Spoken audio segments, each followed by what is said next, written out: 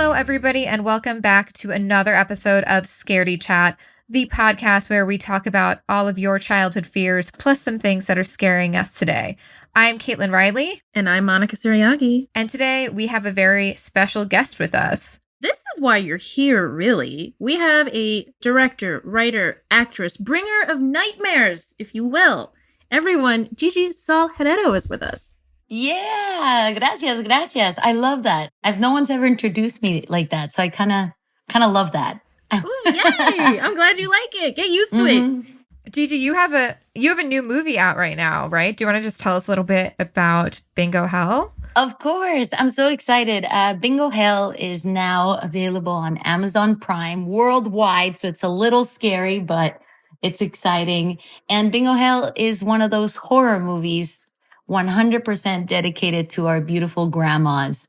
So the lead character portrays my abuela by the wonderful Adriana Barraza, and it's about these stubborn, cute group of old folks who refuse to be gentrified. But little did they know that somebody was going to buy their bingo hall at the community center. So it's up to them to get back their bingo hall. So it's literally old people with a shotgun.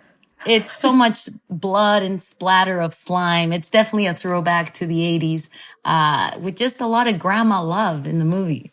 That's beautiful. I love it. Now we want to hear about your past because this is your present. Now we want to dive into your childhood fears. So I know that you spoke a little bit about them over email, but is there anyone that you want to talk about first? Because we want to get into all of them. Of course. Well, let me start out with the funniest one before I get into the real dark shit. Oh, can I swear here? I'm sorry. Oh, okay, good. Before I get into the real dark shit. I was mortified. When I say like mortified, I was like mortified of E.T., the cutest alien in the history of film. I couldn't even think of him in any way, shape, or form. He was probably the scariest being when I was a kid. He terrified me so much that my wonderful older sister, she was so evil that I deserved to be pranked because I really was a horrible kid. I'm the reason my parents stopped having kids. That's no lie. That's no joke. That's like a true fact that's known in the family. So, I kind of deserved the things that were coming to me. And so my sister, to get back at me for all the things I did to her. So at the time, do you guys remember Universal Studios had the E.T. ride? Yes. Right? It was pretty great. And so, we went to Universal Studios for vacation, and I was very little. I must have been like 7 or so. And so my sister's like, let's go on the E.T. ride. I'm like, no, like screaming. And I didn't know that you could tell the staff to make the animatronic say your name at the end of the ride. Like E.T. goes like, goodbye, Gigi, right? Like, oh, hell no. Like, so it took forever to get me on that ride. I was that kid screaming and kicking. Finally, I was starting to calm down.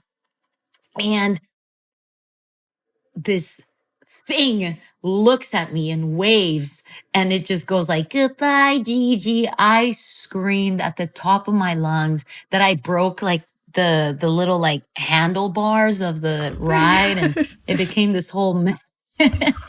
And my sister bought a lot of E.T. souvenirs to destroy my childhood for the next coming months. She put like a giant E.T. poster on my wall, so when I would wake up, it's the first thing I see. She put like a talking E.T. in the bathroom, so when I would shower, it was there. She did the meanest things. Like, so yeah, that's probably my funniest one. It's E.T. But then I realized when I got older, he's really cute and he's a good soul. I just didn't know that as a kid. That is hilarious. The level of fear. We have a lot of guests, a lot of fears. Yeah. The level of the fear and how it affected your vacation is hilarious. That's like, I'm just picturing like a mini you breaking the bar of a ride. Oh well, yeah. Like my parents were so embarrassed over at the park because I literally broke it trying to escape out of it. But you know, we all have that random fear, so that one's definitely that. But you know, I come from a very Mexican, very Catholic household. So you can only assume we're incredibly superstitious, right? Like it's just part of our nature. And definitely on my mom's side and my grandma, they're very spiritual. So everything is the devil. You know, like you put your purse on the ground and it's like, Mija, pick it up. The devil's going to pick up, like grab your money. It's going to steal your money. So definitely I come from that background where we are always kind of spiritually, you know, we're believers. So definitely I've grown up just fearing the not the dead, because the dead I think is different. You know, we celebrate death in Mexican culture, but I've been really afraid of just ghosts and lost souls, the devil. Hence why I'm terrified of movies that, you know, have anything to do with the Ouija board, possessions, demons. I'm like, girl, that shit is real. Like all of it. So that really scares me. And I have some really scary stories, growing up that made me a believer in all this. And it really made me believe a lot of the stories my mom would say, and why my mom, you know, was always so scared of so many things. I always wondered why she was always blessing us so much. You know, I even found under our beds when I was younger, I found holy water. And I didn't know why my mom was putting that under our beds. She was so gangster that she would steal the holy water. Like she would go to the church and like with Tupperware and she would dunk it, you know, in the little sink, and she'd take it home. Like, I love yo, that. that's some straight up like cartel stuff. Like, you don't steal holy water, mom. But you know, she would do that, and we would always make fun of her growing up. I think up to 13, I really was not a believer. 14 even. That's pretty old, I think, as a young teen to not believe in that stuff. So, you know, between my sister, my dad, and I, mostly my sister and I, we would always make fun of my mom being so superstitious and so intense about praying and blessings and going to church and all this. And, you know, until when I got older, things got a lot clearer. I mean, it's not really at 13, 14, it's not really childhood age, but kind of, I guess. It's kind of ending the childhood times. I was starting to see things and hear things. And I mean, the stories, I don't know how much further you want me to get into it, but So the stories much. get pretty wild. All the way. Yeah. We're all like, we're clinging to all these stories. So I don't want to interrupt you, but please. No, of course. All of it. Of course. Go. You know, as long as you're comfortable. Of course. No. Buckle up. Hold on to your butts. Here we go. You know, I've tried to get, even up to now, I've tried to get so much information out of my mom. But every time she talks about it, I really do see her skin like crawl, and she really trembles when she talks about it. And so when my mom, how it all started, my mom and my uncle, so her older brother, they were actually lying to my grandma that they were going to an after-school music program, when in reality, they were going to a cult in like deep downtown Mexico City. Okay. Super messed up. And, you know, my mom would slowly tell us this because, you know, we would hear, when I told you around the 13, 14 years old age, we would hear things. We would, in the house that we moved to Canada, we would hear things kind of were misplaced. Things just felt confusing. And she was convinced something was back. And, you know, we would make fun of her. We really would not believe her. And she was scared. And one of the first things that happened, very, very first things. So this house, this is when we just moved to Canada. from Mexico. And this house, we decided to fully open it up for renovations. So more than half of the house was in tarps. And my mom was convinced that this was opening our home and we were vulnerable for any kind of thing to come in. And we were like, Mom, if you're talking about the wind, you're right. But also you're crazy. You know, like it was a very interesting thing to see my mom so scared of how we were being spooked by little things. And little things were, we would think someone was behind us and we would talk out loud, turn around and no one was there. Little things like using the vacuum, it would unplug on its own. Little things that you could probably find a way to explain it on your own. And so one of the first things that happened while the house was in renovations, we were all sitting for dinner, all of us sitting together. So no one else is out and about. And there's this like system that some houses have. It's like an intercom where the like little lights of this device turn on to show you which windows or which doors of the house are open and closing. And it would always beep. Dee, dee, dee, dee. I remember that. Dee, dee, dee, dee. Whenever someone would open a window, close a door, you name it, dee, dee, dee, dee, would tell you. And the little light bulbs would turn on to show you where in the house it was open or closed.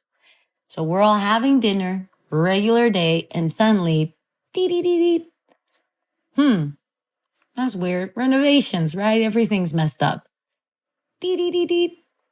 And we could hear the door open in Grandma's room. Dee, dee, dee, dee. And it was literally the next room, the window open. Dee, dee, dee, dee. The next room, window open. Dee, dee, dee, dee. And and we all just went silent because we saw how the lights got closer and closer and closer to the kitchen, which is at the end of the house. And it was really scary because we heard that window open in the next room. And my mom just went, nope, like so loud. And my dad, my dad's really funny. He is definitely that guy that never will believe, but wants to. And he's very macho, very Mexican, very proud. I'm a strong man, like that's my dad.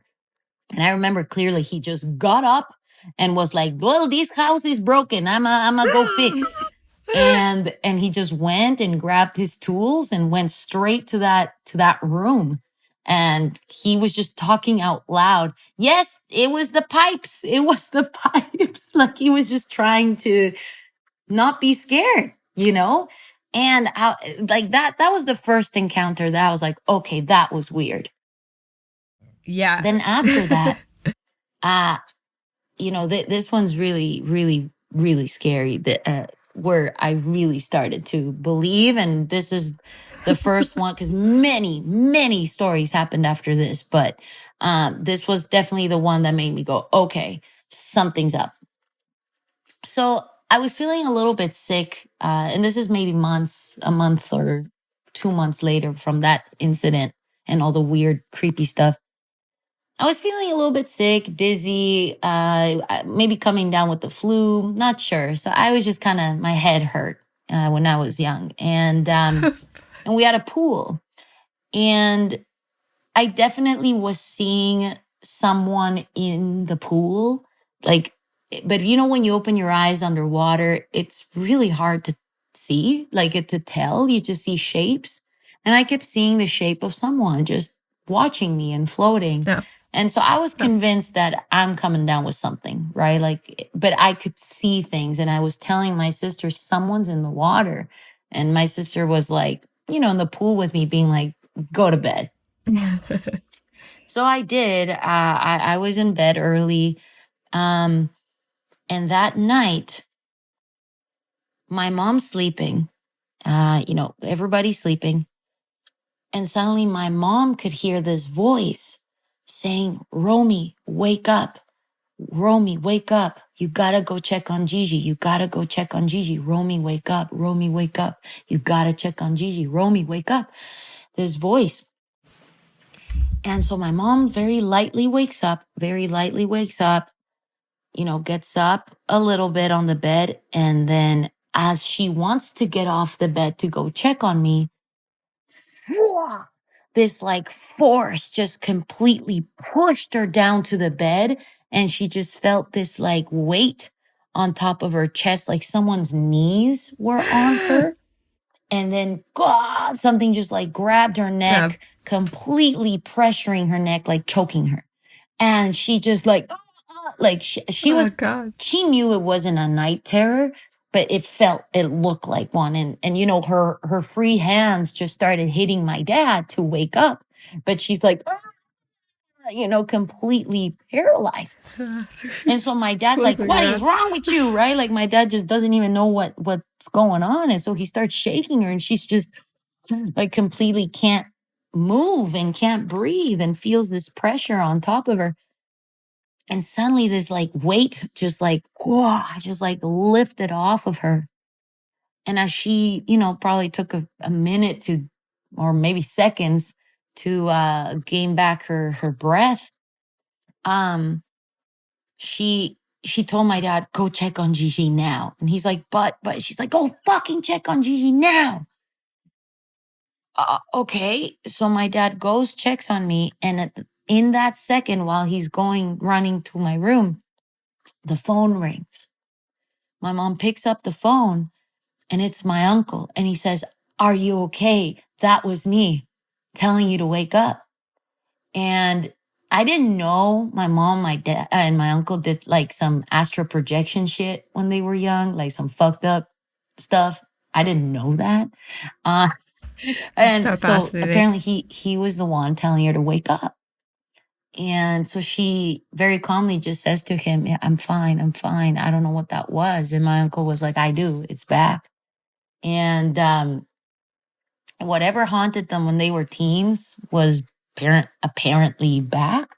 That's when my mom was freaking out so much. And sure enough, my dad goes, checks on me, and I had a really bad case of pneumonia. I was hospitalized for a good while. I've never been that sick in my life. I've been really sick, but not that level. And so, you know, we went to emergency right away to take care of the pneumonia I was coming down with. And, wow, you know, I was really scared. And I had a very big talk with my mom being like, I don't think this is just pneumonia. I'm seeing things. Because every time after that incident, I was seeing things, like legit seeing things, like sixth sense shit, you know, and I was really scared. And my mom had to do almost like not an exorcism, but she called like a curandero friend to come clean the house and do some weird ass ritual, basically to do an exorcism on the house, I guess you could say.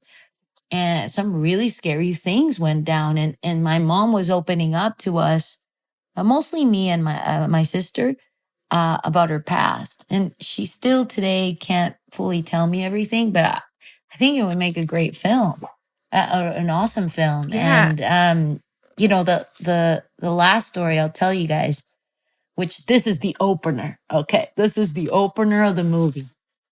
Because my mom was saying that when she got pregnant with me, you know, she would always, sorry, let me rewind. When they stopped going to that cult, when they were young, she had to go to the most dangerous side of Mexico City, which is called Tepito. It's like a really scary barrio. Like, you know, this is where gypsies are. This is where Santeria is performed, and all the Santa Muerte devotees are. The biggest statue of Santa Muerte is there. You know, it's quite an interesting spot. Also, this is where a lot of the black market is. You see a lot of things there. So she would always go there to get cleansed with the gypsies, and they would give her, you know, instructions and stuff on rituals she had to keep doing for, you know, the cleanse to work. And so when she was pregnant with my sister, stuff was getting better. But when she got pregnant with me, the gypsies told her, hey, you got to be careful because we know you're getting lazier with these rituals, and getting pregnant is not good because you're opening yourself up. You're more vulnerable. for anything to get attached. And I was pregnant with me. And that kind of scared my mom a little bit. But when I was born, girls, I'm telling you right now, I don't have recollection of this. Do not judge me. I just know this is really scary. And it's really interesting to hear my sister's side of the story and my mom's. They're identical, but it's interesting to hear the different perspective. Because my mom's is so spiritual, you know? So one, when I was born, I never cried. I was one of those toddlers that just looked angry all the time. And I would point at things like paintings and lamps and buildings. And I would be mad at things. I was not a very happy kid. And so by the age of 4, when you start talking, I would always point at these things and be like, that doesn't belong there. That's not mine. Why is that there? Things like that were just odd. Until one day, my mom was coming back from work and she comes in the house and she just sees my sister crying so much. Gigi, something's wrong with Gigi. She won't stop screaming. She's in the bathroom. She won't stop screaming. And my mom could hear me, like yelling horribly in the bathroom. So my mom rushes to the bathroom and sees me on my little stool, to stand on, to look at myself in the mirror over the sink. And I'm yelling in English. I don't know why in English, but I'm yelling in English. I'm pulling my face so hard. My little nails are actually making my cheeks bleed. And I'm pulling so hard on my face, yelling, "This is not my face. This is not my face." And my mom was like, "What the fuck? Oh my God. This is not my face." Nope. Until my mom just like throws me down on the ground and like pulls off my hands off my face because I'm bleeding. And she's holding on to my wrist, being like, "Ya basta, like stop right now." And I'm just yelling so intensely at my mom, "This is not my face." Until my mom was yelling back, "Stop."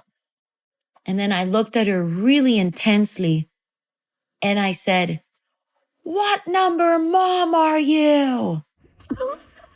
Girl, No. I know. No. I know. No. And my mom couldn't even answer that. And I said it again. I said, "What number mom are you?" And my mom answered me back in broken English. And she just said, "I'm the last one you're going to have." And apparently I just looked at her deep in the eyes and it shocked me so much what she said that I just like, bloop, just like passed out in her arms, just like fainted completely, just went dead. And my mom says I didn't wake up. I passed out for like maybe 4 hours, 5. And when I woke up, I was me. I was some other kid. I was Gigi, who you guys know today. And oh my God. Girl, please. And so my mom's always been very weird around me. Not scared of me, but like, the holy water shit made sense. So many things were making sense. And oh my God, I could go on and on with things that have happened. But, once things clicked in my teen years, yeah, my childhood fear, this was a long stretch of a story, but like my childhood fears definitely, have a lot to do with the other side. And, movies like that really scare me. Like even like Paranormal Activity, the marked ones that not a lot of people like. I loved it. I was petrified. I was mortified. I said, everything in this movie is real. These guys made their research. Like movies like that really get me. I believe everything about them. I don't even know if I'm brave enough to make a movie like that, or a movie that touches this stuff. But yeah, like I've been so scared still today, of the unknown, right? Like the other side and, what you can do if your body has that spiritual energy, what things you can attract. That to me is so unexplained and so strange. And, I think it has a lot to do with, what our cultures provide for us too, and what we grow up with and learn. It's just really interesting. But yeah, over to you, Coach. So many questions. My first thing is because, of course, that could be so cinematic that, of course, I'm thinking of like theories. I'm like, well, what happened to you? Like, what was it? And my first theory is like, were you possessed by something that had many lives? Like, why would you be asking about what number your mother was? That kind of stuff. Fascinating to me. But I guess like having experiences, having grown up with all of this stuff, did it make, I guess not, because, you said you were so afraid of ET, which is so funny because I feel like if all of this stuff happened to me, I would probably be like, you know what? Nothing could possibly scare me. But yeah, I was gonna say, did it make you put anything into perspective in any way that it was like, there are real things here that I've experienced, that my family has experienced. So everything else feels smaller? Or did it make you kind of just look at the world through a lens of, no, like all these movies and stuff could be real and therefore they're kind of more scary, kind of like what you were saying? I don't know. Yeah, I mean, it put into perspective mostly a lot of where my mom was coming from. Like, I think my biggest questions were like, why is my mom so crazy about certain things? A lot of things just didn't make sense. Like, even when people come in my house, they even notice like certain specific white flowers have to be by this window. There's certain crystals here. There's certain candles there. Every single room has at least 3 like crucifixes of some sort and Virgin Marys. Like, our house is very like things that I was like, man, this is exaggerated, but things were making sense. I think my perspective definitely just opened up. Man, like, I love your question because it put a lens almost just in life in general. I think definitely it even helped me have more faith, which I didn't. And it's not even like being religious or not, but having that blanket of comfort, that blanket of hope, that blanket that you can lean on something for protection, that was big.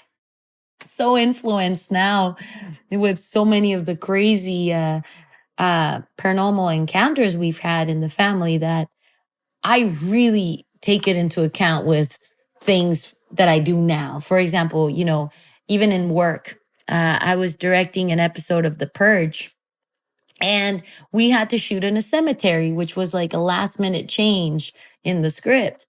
And first thing I did is I Googled the nearest Catholic church I could find and I stole holy water just like my mom did. And I really did. I showed up to set with a little thing of this water and I was just sprinkling it everywhere I walked. And I was saying out loud, sorry, we're here. Sorry, we're here. Sorry, I'm stepping on you. Hi. And I just was sprinkling that water everywhere because I was scared. I was like, you know what? We are definitely on ground of other people. And I really do take into account my past a lot. I think it's really interesting, though, what you said just earlier about how it kind of gives you, having these experiences gives you some hope, which is almost interesting because I feel like a lot of people would be like, oh, but wouldn't that make you feel like, oh, there's evil in the world or there's some bad stuff? But that's kind of how I feel. I kind of really want to experience something maybe not as scary as that, just going to not put that into the universe, but something where it's like a small sign that there is something beyond kind of the physical realm. I've never experienced it myself, and I've always kind of been curious. I'm like, is it me? Is it something that I'm giving off that I'm not experiencing outside of just like kind of what is like right in front of me? But it's something I understand that hope. I think is interesting. I do think part of it is the way you're raised and your heritage. Like Gigi, I'm Dominican. My mom is Dominican, and it's very similar. The superstition is there, very Catholic, very kind of concerned with what your actions could trigger in that sense. And I feel like that's why I'm like that, like if from your parents, kind of cautioning you and trying to protect you, let me be clear, nothing nearly as extreme as what you have experienced. But but she is quite superstitious, and in like a way that's like kind of in a funny way, like if there's a fly in the house, someone's coming over, and if there's a spider web and you walk through it, it's gonna rain, and you shouldn't wash your hair when you're on your period, and owls mean something, and I have like all those too, all of those. Can I ask why you're not supposed to wash your hair when you're on your period? Like, is there a reason? Like what is the superstition? I don't know. I'd have to ask my mom. I'd have to ask her. She would always be like, "Okay, just get out of the shower. Like, get out. Like, don't wash your hair." But yeah, there's all these things, and there's like the light kind of funny version of it with the stuff like that. But then it also comes from a deeper place of not fear, but concern of what you could do. Concern of what your actions could trigger in your own life.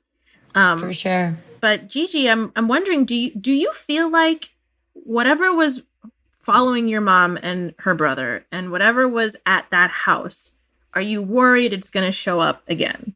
Oh, always worried. It definitely, knock on wood. Where is it? Oh, here it is. Definitely nothing has happened for some time. Definitely it's been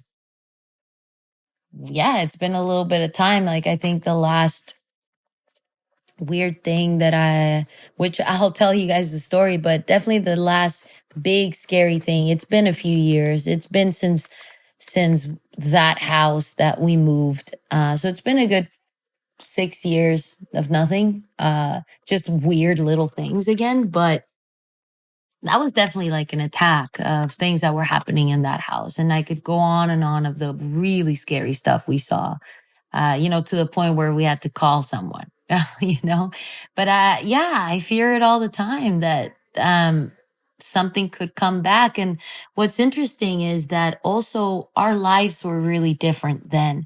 We had a lot of bad luck.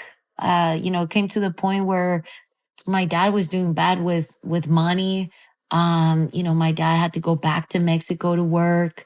My mom couldn't find work and she was really stressed. Grandma was starting to get sick. My sister was not doing good in school. She broke up with her longtime boyfriend, and I was getting bullied. So our lives were not great at the same time. We believe very much that this bad luck also can follow you in a sense, with whatever's happening at home. So it definitely was trickling into our lives too. And we haven't, sorry, go ahead. Oh, sorry, I didn't mean to interrupt. So please finish. Oh, no, I just said, and we haven't gone to that point where we were all going through hell. Like, yeah, you have bad days, bad luck, blah, blah. But to the point where we were a really sad family. Like, we were not okay. And we haven't been like that in a long, long time. So I think also, like, it has a lot to do also how vulnerable your soul is. I think it also has to do with, spiritually, how you are, how you're doing mentally and physically. You can easily attract anything. I really believe in that. So I think our family was just hitting rock bottom as well. That I think whatever the hell it was back then that my mom thought she locked away, definitely saw the right time, right place. Well, Gigi, we have a game that we like to play with all of our guests. If you would like to play. Sure. It's called Chill or Chilling, where we run hypothetical scenarios by you. And if you would do it, it's okay with you. It's chill. If it's too scary, pass, get that away from me. Chilling. Okay. Kaitlin, do you want to go first? Sure. Okay. So a lightning storm. How do you feel about that? Chill or chilling? That's chill. It's chill? Okay. Yeah. I feel like now nothing can scare you because of everything that you've experienced. So this is easy. All this stuff is easy. We definitely had a big lightning storm during Bingo Hell, and we had to, we couldn't shoot for a couple of days, but everybody was so scared. I was like, it's okay. Kind of annoying for like your line producer and stuff like that. Very, but overall, it's okay. Okay, here's another one. Going to Area 51. Chilling. Oh, that's chilling, y'all. That's chilling. Yep. We need another podcast, episode about that. So it's not just ET, it's also aliens in general that freak you out. Very much. I come from Mexico. You know how many sightings that I've seen UFOs. I've seen them and like, nope. War of the Worlds is gonna happen, y'all. It's gonna happen. Maybe they're friendly. E.T. was friendly. I think we will be fine, everybody. The aliens could be nice. Who knows? E.T. is the exact representation of the type of people we need in this world. There's just not enough of kind people in this world. He's so sweet. It's so funny that you're afraid of E.T. because I realized that Sam Collins, who was our guest a couple of episodes ago, is also afraid of E.T. Oh, that's funny. Yeah. And I think my sister actually was kind of freaked out by it too. He's got a freaky face. Kind of, but he's sweet. He's a kind one. So, yeah. The last one is participating in a seance. Chilling. Yo. Don't do it. I mean, it is here. Listen, let's sit down. So, yeah, I mean, it's definitely chilling. But there's something about it where I'm like, I wonder, if there was someone I really liked, like a crush or someone, like I probably would just be like, yo, chill, because seances could, sorry, I'm getting perverted. But, sorry, way too many like weird movies. This date. Yeah, but I think I'm gonna stick to chilling. It is chilling, yeah. That's really chilling. Because a seance is like legit. But if someone brings like a Ouija board and it's like between like dumb friends, I don't consider that a seance. Like a seance, like it's like legit mediums and people that know what they're doing. So that's what scares me. It's because it's with and sometimes and usually a seance. Sorry, now I'm breaking down your question. Please. And like a seance, usually you want the people performing the whole thing, they usually want something out of it. Like they're always looking for some sort of solution, answer, waking up something. Like they do a seance for a reason. And that reason is scary. Like that reason is you're fucking with things you shouldn't. You know what I mean? Like, because you're on purposely doing this. So I would really need to know what this purpose is of this seance. Yeah, who are we trying to talk to? Exactly. Why? Yep. There are no good reasons though, because even if it's like, oh, I really want to talk to like my beloved friend who passed, or Captain Howdy gonna show up. Exactly. Captain Howdy gonna show up. Exactly. So, no guarantees that your friend is gonna pop over here. Like, no. I mean, Hereditary told us that like demons can pretend to be the ghosts of little boys. So like, no. Obviously, like you don't see them. It's not that hard to pretend. It's like if you're just moving things around on a Ouija board too, how easy is that to fake? Mm-hmm. Like, yes, it is Monica. Oh, okay. Well, I guess it's Monica. They said we're Monica. It's fine. Like, you'll be fine, Monica. I'm gonna knock on wood though. Just in case. We also on Scaredy Chat like to take the stance of don't invite anything in if you can help it. We're very against inviting things in, generally. Yeah. No. Wow. Yeah, Gigi, you're very brave. You are. You are brave. We have some guests that say no to everything. Oh, that is so funny. They are free to say no to everything. So when you think about it, it's like there's really no reason to say yes, but it's very brave to say yes. Yes. Well, Gigi, this has been entertaining and eye-opening. Like, I have loved hearing your stories. Thank you for sharing them with us. I look forward to, whatever you have coming up, whatever's next as you come off of Bingo Hell. And yeah, I'm glad we got to talk to you today. And your mom knows what's up. Make sure you tell her that again for me. I definitely will. This was so much fun. This was definitely a trip to memory hell but I really enjoyed talking about it. Thank you. Like, I'm actually kind of inspired. It's been so long since we've talked about it that I'm like, I wonder if I am ready to even just write the script version of those scenes. Because right now it's just journal written down. I wonder if the next step could come soon. So this was fun, girls. So thank you so much. I can't wait for people to hear this episode. Same, likewise. And you better make this movie because I got to see this. Yeah, I we're gotta see ready. this, tomorrow. Amazing. Gigi, where can they find you? Social media, wherever, movies? Yeah. Honestly, I'm like the only Gigi Saul Guerrero out there. My handle on everything, it's at Horror Guerrero. Even TikTok, I do the weirdest videos. Most of them make fun of my dad. So definitely follow me for updates. There's gonna be some really cool updates coming really soon. Oh, yes, everybody. Gigi Saul Guerrero. Follow her. And thanks for joining us, Gigi. Thank you. Thank you so much for joining us here today on Scaredy Chat. We hope you were a little scared and maybe a little relieved about your fears. And if you're having fun listening to this podcast, please rate and review and subscribe so you never miss it and you're ready with us every week. And hey, make sure you follow us on social media. You can find us on Instagram at scaredychat_podcast. And maybe you have a fear and you're wondering if other people are afraid of it too? Well, we probably are, but you should email us your fears at story@scaredychatpod.com and maybe we'll talk about it on the show.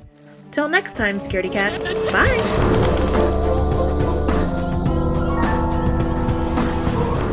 Scaredy Chat was developed and hosted by Kaitlin Riley and Monica Suryagi. Produced by Jeff Swimmer. Editing and sound design by Fitz Harris. Theme music by Eric Fashingbauer with samples by Jeff Zahn and Jack Lenz. And Gail Gilman is the executive producer.